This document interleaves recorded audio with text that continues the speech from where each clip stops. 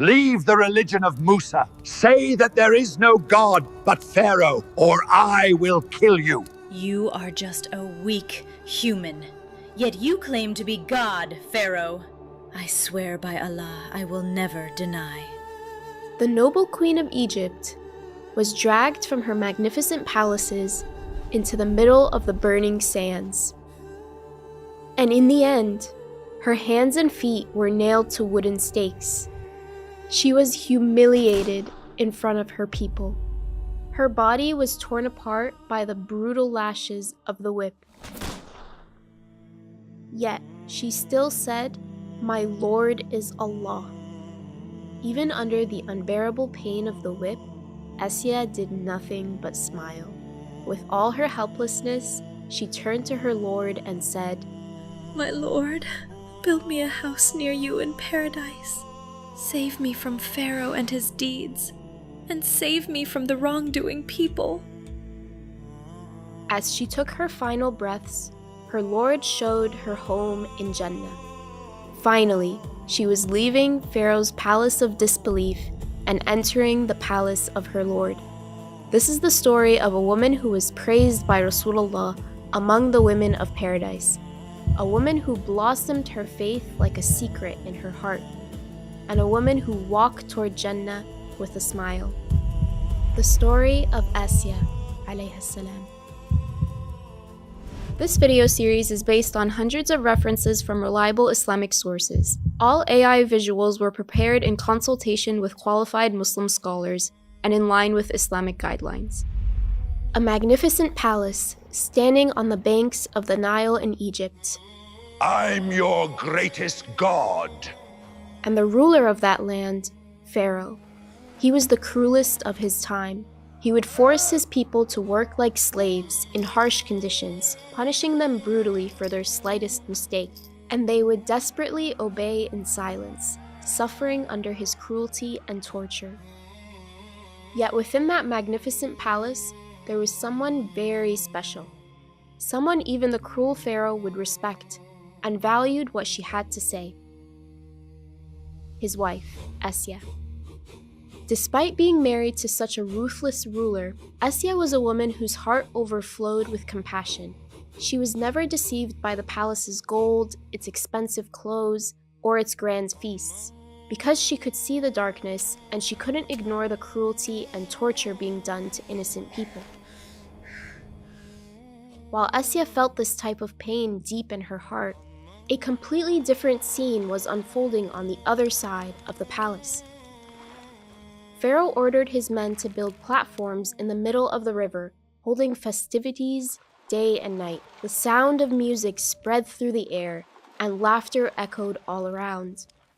Tables full of roasted meats, all kinds of desserts, and drinks in golden cups would leave everyone in awe.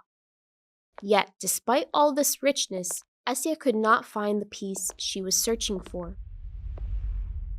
And as days passed like this, one night, in the deepest moment of his sleep, the Pharaoh had a shocking dream. O Pharaoh, Allah, the creator of this world, and the one who granted you this kingdom, will give a son to one of the children of Israel. That child will destroy your kingdom and your throne. He will take away your happiness and make your life miserable.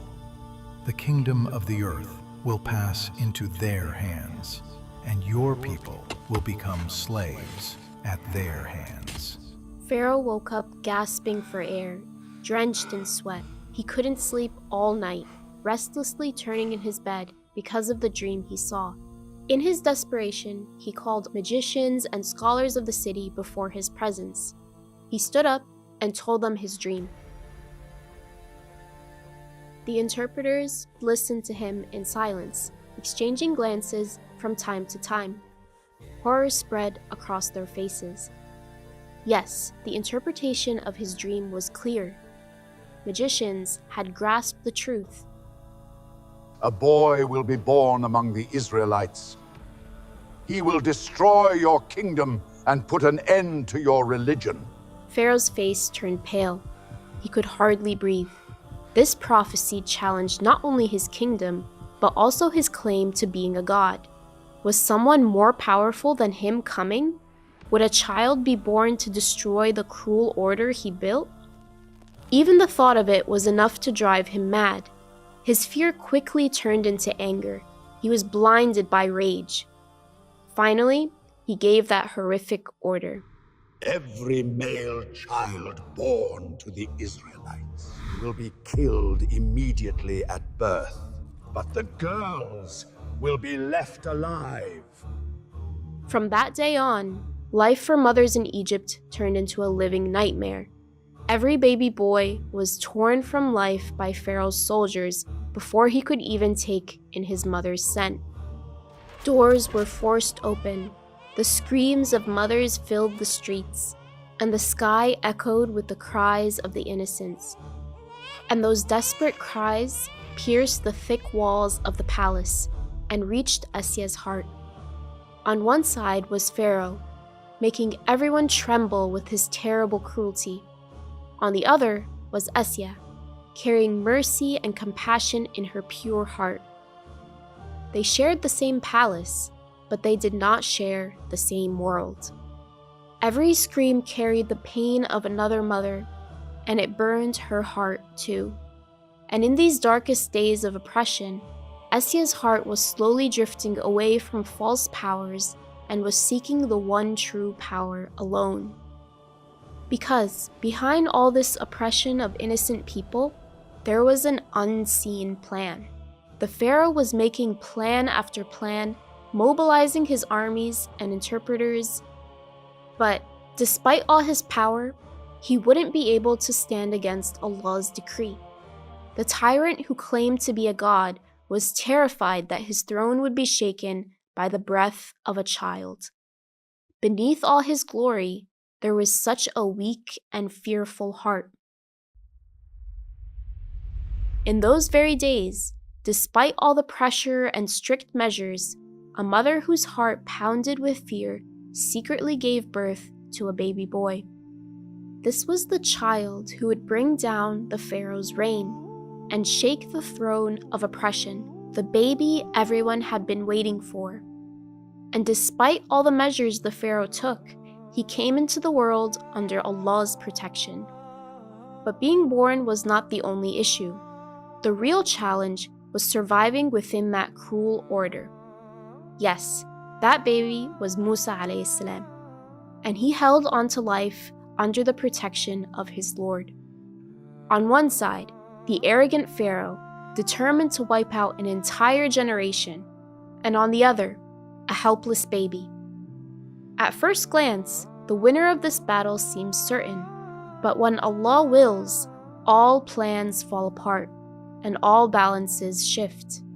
This was true back then, and believe me, nothing has changed today. Yes, there may not be a Pharaoh and his armies standing against you, but you are surrounded by challenges and worries that seem impossible to overcome, that make you feel drained. The moment you say it's finished and you feel your helplessness, that's when Allah's help begins. The Qur'an tells us this powerful reality like this: if Allah helps you, no one can defeat you. But if He abandons you, then who else can help you?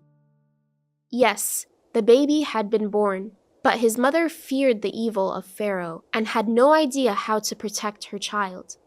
So right at that desperate moment, Allah inspired her. Nurse him, but when you fear for him, cast him into the river. And do not fear or grieve. We will certainly return him to you and make him one of the messengers. This inspiration brought her relief. She quickly bought a small chest from a carpenter, and on her way home, she saw the Pharaoh's men in the street. Her heart nearly leapt out of her chest. She ran home in panic. But Musa wasn't there. She looked at her daughter in terror. Musa's sister had hidden her brother. The mother took a deep breath of relief. But she knew that she could no longer hide the secret. Pharaoh's soldiers could burst in at any moment. Right then, she remembered the words Allah had inspired in her heart. The time had finally come to entrust Musa to the Nile. With trembling hands, Musa's mother placed her baby into the chest and looked at his tiny face one last time. Tears streamed from her eyes. As she closed the lid, it felt like her heart was torn apart. And her eyes filled with tears, she put the chest into the Nile. The chest drifted slowly through the waves. She told her daughter to keep an eye on the chest that was carrying her brother. Unseen by anyone, Musa's sister followed along the riverbank as the chest glided gently downstream. And after a while, she froze, because she saw the river carrying the chest straight into the jaws of the very danger they were running from, towards Pharaoh's palace. The Pharaoh was outside, gazing at the river. Suddenly, the chest drifting on the water caught his eye. He immediately called out to his servants, "Bring that chest to me!" The servants looked at each other in confusion, then rushed to pull the chest out of the water. Shortly after, it was brought to the palace. Everyone held their breath, their eyes fixed on the chest with curiosity. Slowly, the lid was opened. This child is a boy. Kill him at once! But the moment Asiya saw the baby, a warmth filled her heart, because she had never tasted motherhood. This child will bring joy to both of us. Do not kill him. Perhaps he will benefit us, or we may adopt him as a son. I do not need him. But Asiya was special to him. Pharaoh had declared himself a god and ruled over armies, but he could not say no to Asiya. And in the end, even that hard-hearted Pharaoh could not resist Asiya's request, and so he accepted the baby. The tiny baby would now grow up in that cold palace, cradled in Asiya's warm, merciful hands. Asiya looked at the baby in her arms with love. Then she said, Your name will be Musa. And the Qur'an describes that very moment like this. And the family of the Pharaoh picked him up so that he would become to them an enemy and a grief. What a beautiful twist of fate that was. A life running from Pharaoh's cruelty was now finding shelter in Asiya's merciful heart, right in the center of that oppression. Asiya had turned that grand palace into a safe haven where a prophet would grow up. But there was a problem. Little Musa did not accept any of the wet nurses that they brought to him and refused to feed. No matter what they tried, the baby searched for his mother's scent, and he couldn't find peace in unfamiliar arms. The finest women of Egypt were brought into the palace, yet each time, baby Musa turned his face away crying. Watching the baby in that state broke Asiya's heart. Finally, in desperation, she commanded, Bring every wet nurse you can find to the palace. Women came one after another, but each time, Musa turned away and refused to drink even a single drop. Allah describes that moment in the Qur'an in this way, and we had caused him to refuse all wet nurses at first. An indescribable pain filled Asiya's heart. What if this child dies of hunger? What if he dies in my arms? Panic spread among the women of the palace. O noble lady, if this boy does not take the milk of Egyptian women, perhaps he will take the milk of one of the Israelite women whose boys have been killed. Let us send word. Spread the news everywhere. Whichever woman comes and feeds this child, I will protect her. I will give her safety and great rewards. Meanwhile, Musa's mother burned with longing for her baby. Tears streamed down her cheeks. Her heart ached with questions like, who is holding him now? Is he hungry? Is he crying? Yes, she had put her trust in her Lord, but still, she was a mother.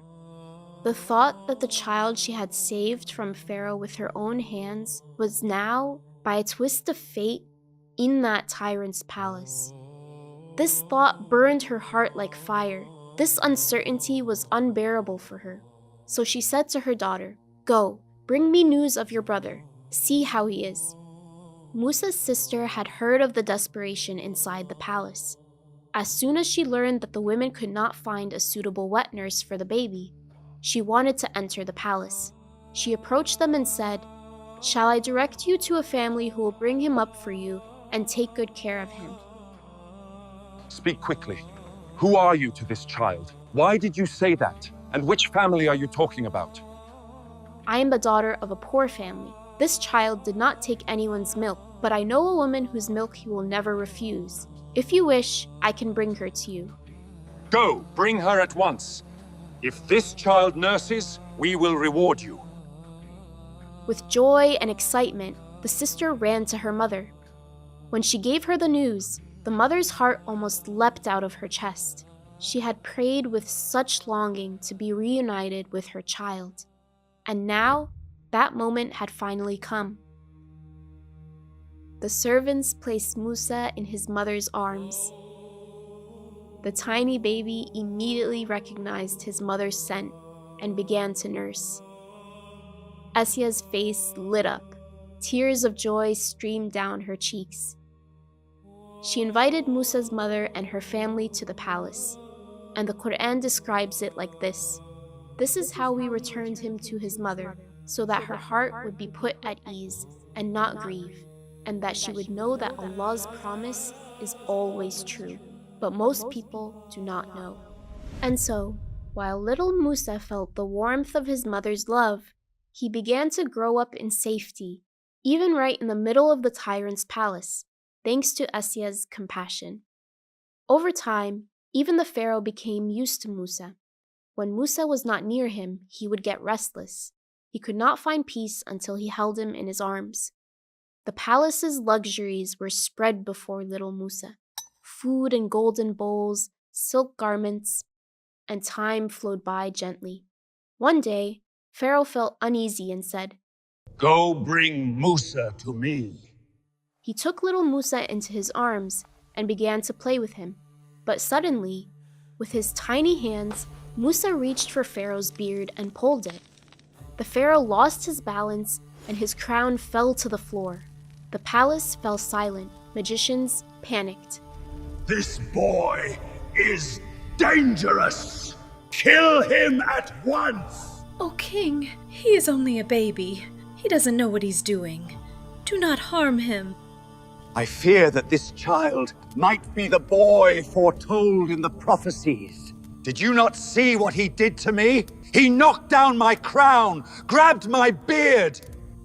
If you want, test him. Place gold and fire in front of him. If he reaches for the gold, he is aware. But if he reaches for the fire, then know that he is innocent. Then you would have spilled his blood for nothing. If he reaches for the gold, kill him. But if he reaches for the fire, leave him. A large tray was brought in. On it lay shining pieces of gold and burning coals. Everyone held their breath, watching what Musa would do. The small hand slowly reached towards the gold. But at that very moment, by Allah's command, Jibreel alayhi salam stepped in and turned his hand towards the fire. Musa grasped the coal and brought it to his mouth. In an instant, his hand and tongue were burned. Tears poured from his eyes, and he began to cry in pain. No one realized it then, but that burn would leave a lasting mark upon his tongue. Years later, when he grew up, his words didn't come out smoothly. He had a stutter. The Pharaoh took a deep breath of relief. The tension on his face faded away. So he didn't know. And Asiya, with all her courage, had become a shield for the future prophet, once again turning the decision of a tyrant with her words. Years passed. Musa grew up inside the palace walls as a strong and upright young man with a clear conscience. He received training in many areas, from military command to leadership and good morals. He stayed away from the sins around him and lived a pure youth. Asiya had always sensed that he was no ordinary child. Musa was never interested in the palace's false luxury. Instead, he was concerned about the suffering of the oppressed people outside. He would never remain silent in the face of injustice and could never quiet the voice within him that spoke against it. Then one day, he was willed to run away from the palace. He was almost killed. For 8 days, he crossed barren lands and deserts without food, heading toward distant lands near the shores of the Red Sea, to Midian. Asiya's eyes filled with tears, and her heart was heavy with indescribable sorrow. Memories of the past flashed through her mind one by one. The tiny baby pulled from the waves of the Nile, the first moment she took him into her arms, the struggles she faced to protect him, the days when his laughter had warmed the cold walls of the palace, all came back to her mind. And now, that child she had held close and guarded like a sacred trust had grown and was slipping from her hands. In fact, this journey was shaping Prophet Musa for a great mission that would one day defeat oppression. Musa lived in Midian for many years. He built a family and a life there, spending peaceful days with his loved ones. Yet the longing deep in his heart never faded. He missed the lands of his birth, his mother and his siblings. Years had gone by. He thought the Pharaoh might be dead, and he held on to the hope that the danger had faded. With these feelings, he took his family and set out towards the Egypt he had longed for. And on that journey, as he spent the night at the foot of Mount Tur, he suddenly saw a fire shining in the distance. With curiosity and excitement, he moved towards that light, and as he drew near, he was met with a voice from his Lord. "O Musa, indeed I am your Lord, so remove your sandals. Indeed you are in the blessed valley of Tua. Go to the Pharaoh, for he has truly transgressed all bounds." Nothing would ever be the same again. Musa, who had once grown up in the Pharaoh's palace, was now a prophet carrying the message of his Lord. And by Allah's command, he began to walk back toward the center of oppression, heading to the Pharaoh's palace. He would return to those stone walls where he had spent his childhood, this time not to remain silent, but to declare the truth. So, with all his helplessness, he turned to his Lord and prayed, "My Lord, expand my chest for me, and make my task easy for me, and untie the knot from my tongue, so that they may understand my speech, and give me a helper from my family, my brother Harun. Strengthen me through him, and let him share my task." And the Most Merciful responded, "You have been granted your request, O Musa." His prayer was accepted. Allah appointed his brother Harun as a prophet as well. And thus, 2 prophets were ready to walk shoulder to shoulder for their Lord's cause. When Musa and Harun entered the palace, everyone was there. Asiya, the gentle, compassionate woman who had once raised him, and the Pharaoh, his arrogance reaching the skies, claiming to be a god. In that magnificent palace, in the shadow of marble pillars and golden thrones, for the first time, the name of another Lord was uttered. Musa spoke by his Lord's command. He was telling the one who claimed to be a god, "You are not a god." Did we not bring you up as a child among us? Did you not stay with us for many years? Then you did what you did. Still, you are ungrateful. Yet Musa's words were touching Asiya's heart deeply, opening the doors to a brand new truth. With every sentence she heard, she was shaken, and step by step she was drawing closer to faith. Yes, standing before her was no longer the baby she had once saved from the Nile and raised. He had become a messenger of Allah, crying out the truth.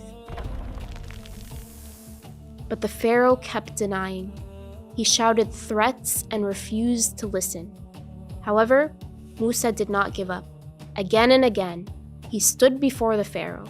Now, Asiya understood more clearly.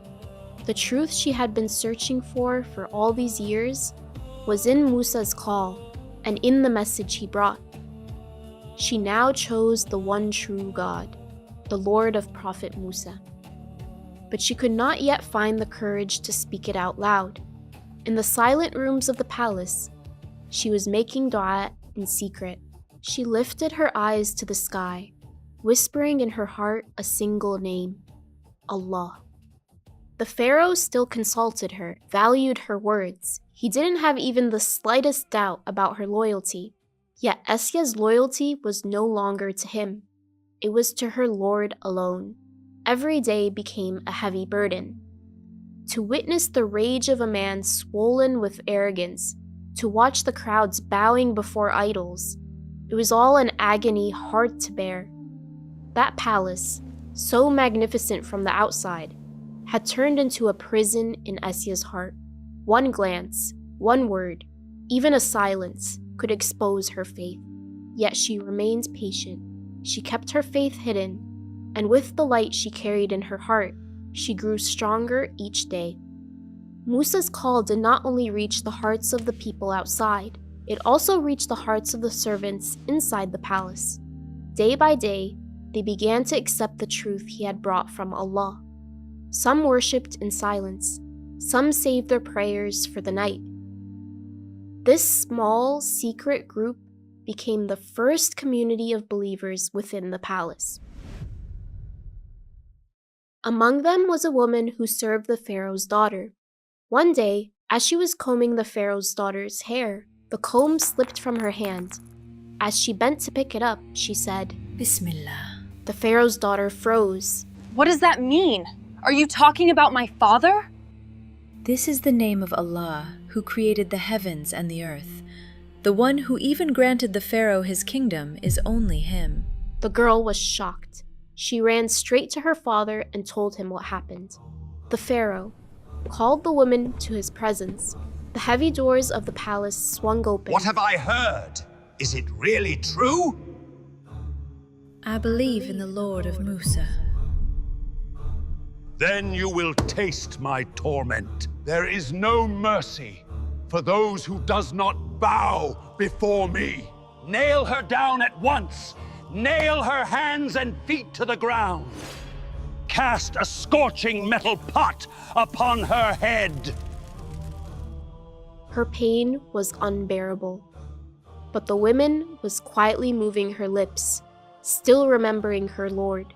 When the Pharaoh saw she still would not give up her faith, Bring her child to me!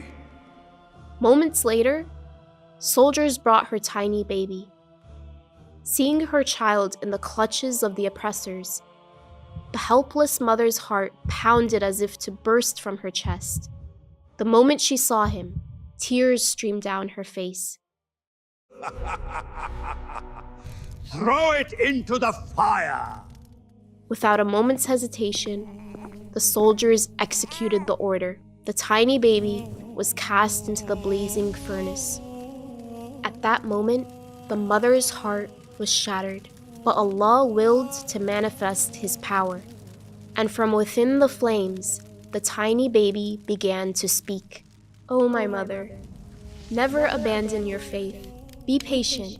I am going to my Lord. Between you and paradise, there is only a single step left." The woman's eyes filled with tears. Even though her heart was burning in flames, her faith did not shake. She put her trust in her Lord and surrendered her soul. As Asiya watched that scene, her heart broke into pieces. A woman had paid the heaviest price, simply for declaring, "My Lord is Allah." After witnessing such cruelty, it was impossible to remain still. Asiya could no longer obey him. She lifted her head, fixed her eyes on the Pharaoh's, and said, Oh, Pharaoh, you are just a weak human, yet you claim to be God. Now Asiya believed in the Lord of Musa and Harun. She had found the truth she had been searching for, with a peace beyond description. She no longer feared Pharaoh's cruelty or losing the temporary luxuries of this world. Asiya's faith changed the atmosphere in the palace instantly. A silence filled the palace. Pharaoh had lost the one closest to him. His Asiya had turned her back on him. How could this be? The most powerful man in Egypt, the so-called God, failed to rule even his wife's heart? His anger turned into a roar that shook the palace. The woman he admired now stood before him. She denied his divinity and turned to Allah. His anger was actually a cry of his defeat and helplessness. Now there was only one thing left to do: make Asiya submit or destroy her. Asiya has gone mad. Does she dare challenge me, the living God of Egypt? Oh, Pharaoh, you're the one who has gone mad. You're just a weak human, yet you claim to be God. Pharaoh called her mother and said, Your daughter has gone mad. If she does not abandon Musa's religion, I will punish her so severely that it will be a lesson to everyone. Please, listen to him. Please, do what he says. But Asiya did not accept this. And then, at the Pharaoh's command, she was taken from the palace to the middle of the blazing desert. Her hands and feet were nailed to the ground. Her fingers were once wrapped in silk in the palace, but now they were trapped in chains. She was left all alone under the burning sun, on the scorching stones. She was tortured mercilessly. With every breath, her pain grew worse. She had no strength left to move. Her lips were already cracked, and her tongue was stuck to the roof of her mouth. She tried to swallow, but her throat was completely dry. They didn't give her even a single drop of water. When the whips began to strike her back, each blow carried a threat and mockery. Where is your Lord? Call him. Let him save you. How quickly you forgot your palace and your comfortable bed. Accept the Pharaoh's greatness. You're losing everything you have for nothing. None of it mattered. She lifted her eyes to the sky. Even though her body was twisted in pain, with every strike her soul drew closer to her Lord. And in that moment, the torture she endured was actually opening the gates of paradise for her. Musa was there too, the one she had raised in her arms years ago, now a messenger of Allah, proclaiming the truth. Despite all her pain, Asiya searched for him with her eyes. Her hands were tied, and she could not speak. She could only point with her finger. She tried to show the suffering she endured at the Pharaoh's hands. The woman who had once taken care of him was now being tortured for her faith. Musa alayhi salam's heart could not bear this pain. He raised his hands to the sky and prayed to his Lord to ease Asiya's suffering. Peace descended upon Asiya's heart. From that moment on, she felt no pain until she met her Lord. As she was about to give her final breath in this world, she made dua to her Lord with these words: My Lord, build me a house near you in paradise. Save me from Pharaoh and his deeds, and save me from the wrongdoing people. This was the most powerful prayer made by a woman before a tyrant. It was not a rebellion against her Lord, but a surrender. The surrender of a heart that chose Allah's palace over the palaces of Pharaoh. Allah accepted Asiya's prayer and inspired her to raise her head. As she looked up, she saw the palace of pearls prepared for her in paradise. A peaceful look appeared on her face, and then she smiled. Because for Asiya, the time had come to leave this world.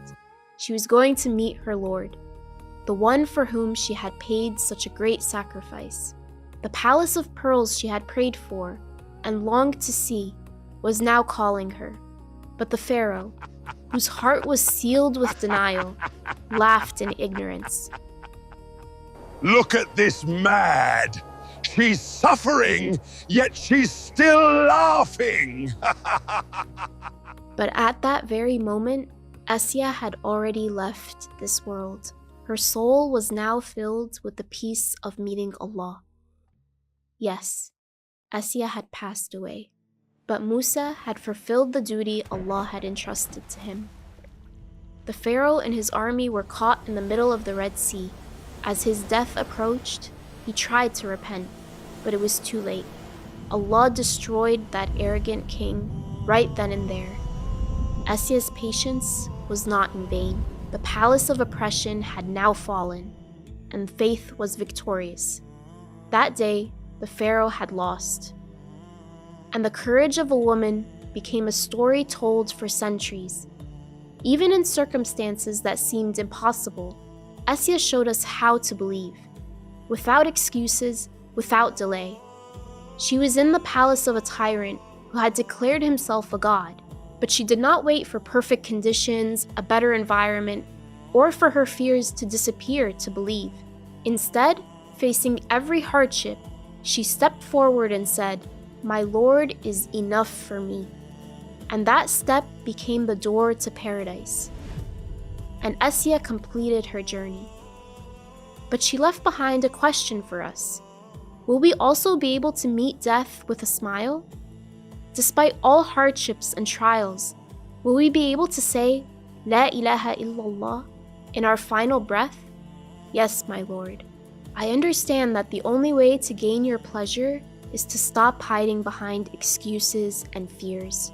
And yet, I keep giving in to the excuses of my nafs. I'm constantly delaying my steps on the straight path towards you. The adhan is called, and a voice inside me says, "Come on, Allah is calling." But I still delay. I say, just 5 more minutes. I'll get up soon. And that soon never comes. For my hijab, for my salah, I tell myself, one day inshallah. But the excuses I make for that one day never end. I promise myself every night to leave a certain sin behind, but by morning, I find myself giving in to my nafs again. I'm no longer fighting shaitan, I'm fighting myself. And in this battle, I am always the one who loses. And what I fear most is death, my Lord. When that moment comes and I am completely unprepared, my hands empty, my soul tired, what will I bring with me when I stand before you? The false promise of a tomorrow that never came? When my death comes, my story in this world will end. From that very first moment, my name will begin to fade. No one will even use my name. They will ask, "Where is the funeral?" Within just a few hours, the name I once cherished in life will be replaced by that cold, distant word. My mother, my father, my spouse I once called my love, my child I would die for, my friends, each and every one of them will recite the Fatiha for me, throw that last handful of soil over me, and then turn away and walk off. They will eat their first dinner without me, in their warm homes. When life has come to an end for me, it will continue right where it left off for them. But what about me? What about me, my Lord? What will I do alone in that dark, narrow place? The work, the exams, the diplomas I delayed my prayers for, will none of them be there with me? The people I once feared, worried about what they might say as they live their lives above the ground, will that very same fear save me in the grave? When the angels ask their questions, will the clever excuses I once told to deceive myself still mean anything? No, no, no. There, every excuse will fall silent. Only truths and regrets will speak. And in that moment, the most desperate words will fall from a person's lips. When death comes to one of them, he cries, "My Lord, send me back so that I may act righteously in that world which I have left behind." Never. It is only a useless appeal they make. That place where, if only, brings no benefit will be our eternal home. My Lord, do not let our end be like what we have described. Awaken us before we fall into that regret from which there is no return. Because we know that saving our eternal lives begins by turning to you, even in the midst of seemingly impossible circumstances. In the most difficult moment, Asiya made a choice. She took a single step, and that step became her path to paradise. That road still lies before us today. The same call, the same door is still open for us. Perhaps now is the time to begin that journey, to take just one step, without fear, without delay, because what we need is not a perfect life, but a sincere effort, a small but genuine struggle. As for those who struggle in our cause, we will surely guide them along our way, and Allah is certainly with those who do good. Yes, Asiya's story has now come to an end, but the series continues. Now we turn to the story of a mother, left all alone in the middle of the desert. The story of Hajar alayhi salam. She was a heart that surrendered to Allah when all hope was lost. And perhaps the comfort you seek in your most desperate moment is waiting for you in this journey.